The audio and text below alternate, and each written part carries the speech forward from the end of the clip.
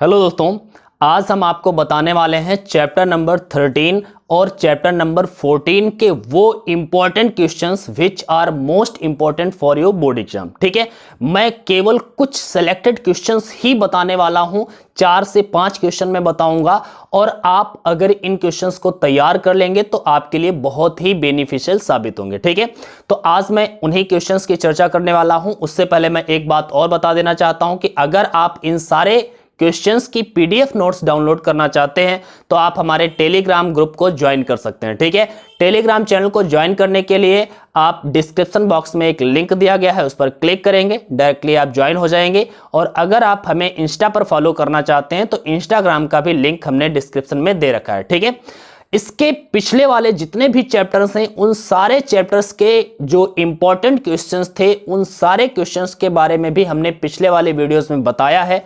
अगर आप सभी चैप्टर्स के क्वेश्चंस जानना चाहते हैं जो इंपॉर्टेंट हैं तो आप नीचे दिया गया है डिस्क्रिप्शन में लिंक एक प्लेलिस्ट का, उस प्लेलिस्ट में 3 से 4 वीडियोस हैं और उन्हीं 3 से 4 वीडियोस में आपको सारे के सारे चैप्टर्स के इंपॉर्टेंट जो क्वेश्चंस हैं वो आपको पता चल जाएंगे। ठीक है, चलो हम आज बात करने वाले हैं चैप्टर नंबर 13 और चैप्टर नंबर 14 के जो इंपॉर्टेंट क्वेश्चंस हैं और आपको किन क्वेश्चन पर ज्यादा फोकस करना है, कुछ किन पर कम फोकस करना है, ये भी मैं आपको साथ ही में बताऊंगा। ठीक है, तो आप वीडियो को अंत तक देखिएगा और अगर आपको ये वीडियो पसंद आता है तो भाई इसको लाइक जरूर करिएगा, ज्यादा से ज्यादा शेयर करिएगा, क्योंकि हर बच्चे के पास वीडियो पहुंचना चाहिए जिससे वो भी इससे फायदा उठा सके। ठीक है, चलो स्टार्ट करते हैं। आज सबसे पहले हम चैप्टर नंबर 13 की बात करने वाले हैं। चैप्टर नंबर 13 में ध्यान से देखेंगे मैंने क्या लिखा है, नाभिक की त्रिज्या का जो सूत्र होता है R equal to R naught into A की पावर 1/3। ओके, यहां पर आर नॉट एक नियतांक होता है जिसका वैल्यू होता है 1.2 इंटू 10⁻⁻15 मीटर या फिर 1.2 फर्मी। ओके, इसके बाद में ए जो होता है किसी भी नाभिक का परमाणु क्रमांक होता है, सॉरी परमाणु भार होता है, जिसे हम द्रव्यमान संख्या भी कह सकते हैं। ओके, तो ये हम कह सकते हैं यहां पर R इक्वल टू नाभिक की त्रिज्या का फॉर्मूला ये डेराइव कैसे करते हैं मैंने अपने पीडीएफ नोट्स में दिया ही है, मैंने वीडियोस में बताया ही है। अगर आप वीडियो देखना चाहते हैं तो आप हमारी प्लेलिस्ट ऑलरेडी पहले से चैनल पर उपलब्ध है, आप देख सकते हैं, अच्छे से समझ सकते हैं। और पीडीएफ नोट डाउनलोड करना चाहते हैं तो मैंने बता दिया है, टेलीग्राम चैनल को ज्वाइन करिएगा, लिंक डिस्क्रिप्शन में पड़ा है। ठीक है, चलो देखिएगा, तो नाभिक की त्रिज्या का जो फार्मूला होता है आखिर क्या होता है, इसका डेरिवेशन आपको कैसे करना है, फार्मूला आपको याद होना चाहिए, R equal to R naught into A की पावर 1/3। ये आपको याद कर लेना है, साथ ही साथ में इसका डेरिवेशन आपको पता होना चाहिए। साथ ही साथ में एक छोटी सी परिभाषा आती है परमाणु द्रव्यमान मात्रक, जिसे हम AMU बोलते हैं। ठीक है, तो AMU क्या होता है, इसकी डिफिनेशन क्या है आपको पता ही होगी, अगर पता है बहुत अच्छी बात है, नहीं पता है तो इसको एक बार पढ़ लीजिएगा। और एक AMU में कितने द्रव्यमान मतलब कितने किलोग्राम होते हैं तो आपको पता होगा 1.66 इंटू 10⁻⁻27 किलोग्राम होता है।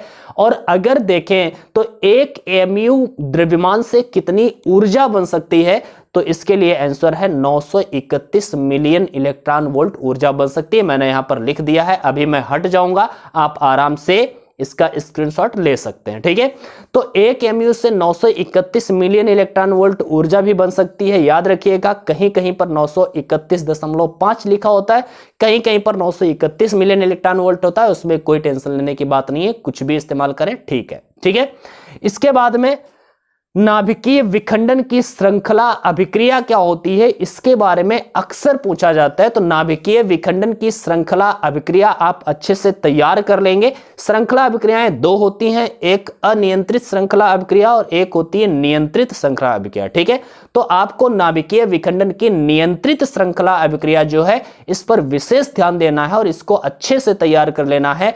अनियंत्रित श्रृंखला अभिक्रिया भी एक बार पढ़ लें तो ज्यादा बेहतर होगा। ठीक है, तो नाभिकीय विखंडन की श्रृंखला अभिक्रिया आपको पढ़ना है। इसके बाद में आपको क्या पढ़ना है, तो आपको पढ़ना है नाभिकीय रिएक्टर।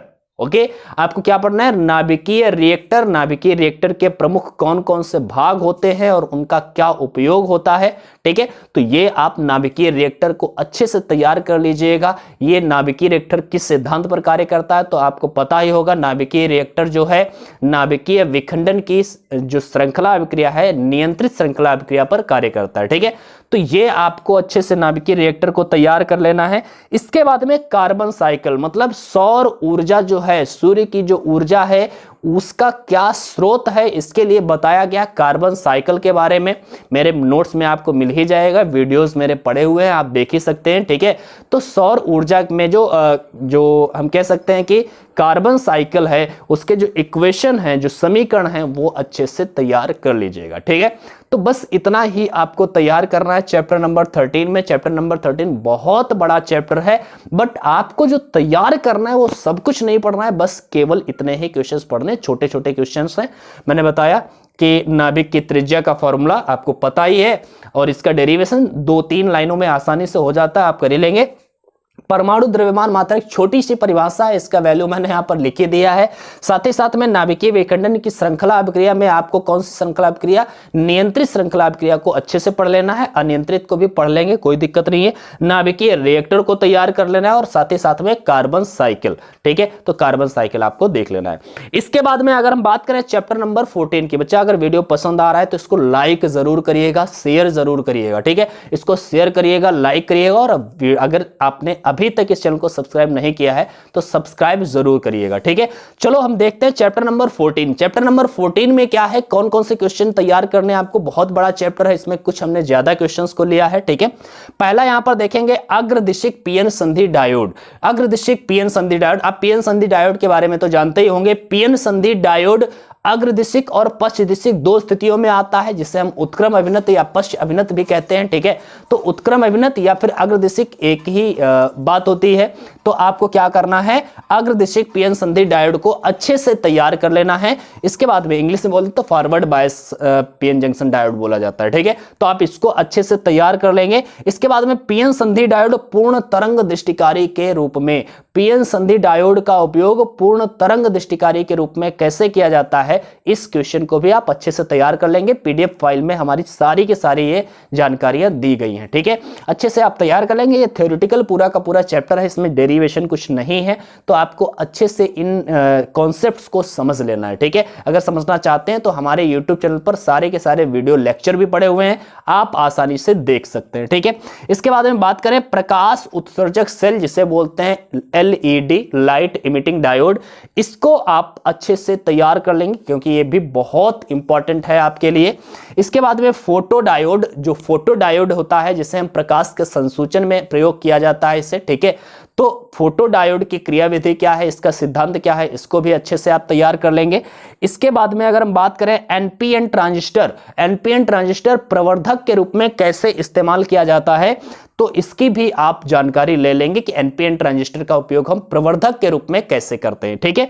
इसके बाद में अगर हम बात करें ट्रांजिस्टर जो है एक दोलित्र की भांति कैसे प्रयोग किया जाता है, ट्रांजिस्टर एज अ ऑसिलेटर, मतलब दोलित्र की भांति प्रयोग करें, तो इसका मैंने पूरा का पूरा कॉन्सेप्ट आपको समझाया है, आप देख सकते हैं और पीडीएफ नोट्स भी डाउनलोड कर सकते हैं, वहां पर भी आपको मिल जाएगा, ठीक है।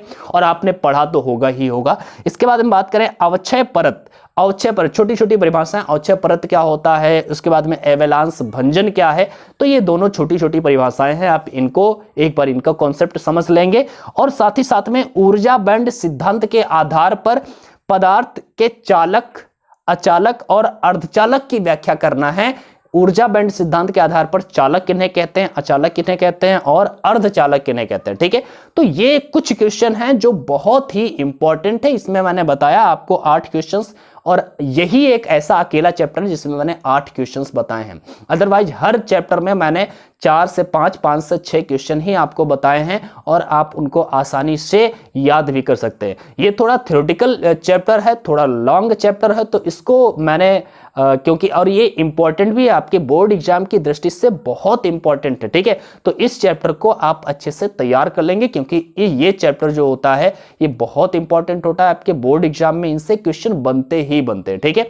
तो आपको तैयार करना है इन सारे क्वेश्चंस को। साथ ही साथ में चैप्टर नंबर 13 के मैंने जो क्वेश्चन क्वेश्चन बताए हैं, इन सारे क्वेश्चंस को अच्छे से तैयार कर लीजिएगा, ठीक है। और एग्जाम देने जाएंगे तो आपको पता चल ही जाएगा कि सर ने जो बताए थे क्वेश्चंस वो आखिर आपके लिए लाभदायक है या नहीं है, आपके लिए बेनिफिशियल साबित हुए हैं या नहीं हुए हैं, आप खुद ही समझ जाएंगे। बहुत इंपॉर्टेंट क्वेश्चंस मैंने बहुत सोच समझ करके कुछ सिलेक्टेड क्वेश्चन ही आप लोगों को बताए हैं। आप लोगों को पिछले वाले वीडियोस भी देखना चाहिए, अगर नहीं देखें, अगर देखें तो बहुत अच्छी बात है। और इस वीडियोस में जितने भी मैंने क्वेश्चन बताए हैं, अगर आप केवल इन्हीं क्वेश्चंस को तैयार करते हैं तो बहुत आप अच्छा स्कोर करने वाले हैं, यकीन रखिएगा। इसके बाद में आपके फिजिक्स के सारे चैप्टर्स के मैंने इंपॉर्टेंट जो क्वेश्चन थे मैंने आपको बता दिए हैं। आगे की अगर चर्चा करें तो आगे हम कुछ न्यूमेरिकल्स आपके सामने लेकर के आएंगे जो इंपॉर्टेंट हैं, जिस टाइप का न्यूमेरिकल आता है। ऑलरेडी हम लोगों की एक सीरीज चल ही रही थी, चैप्टर नंबर 1 चैप्टर नंबर 2 के हमने न्यूमेरिकल्स दे दिए थे। अब हम आपको चैप्टर नंबर 3 चैप्टर नंबर 4 आगे के न्यूमेरिकल्स भी आपको देने वाले हैं, ठीक है। तो बने रहिएगा हमारे साथ, और वीडियोस अगर पसंद आ रहे हैं तो आपको इसको शेयर जरूर करना है, लाइक करिएगा, चैनल सब्सक्राइब नहीं किया तो सब्सक्राइब जरूर करिएगा, ठीक है। फिर मिलते हैं अगले वीडियो में, तब तक के लिए बाय बाय। और पढ़ाई करते रहिए, स्क्रीनशॉट लेना है ले लीजिए।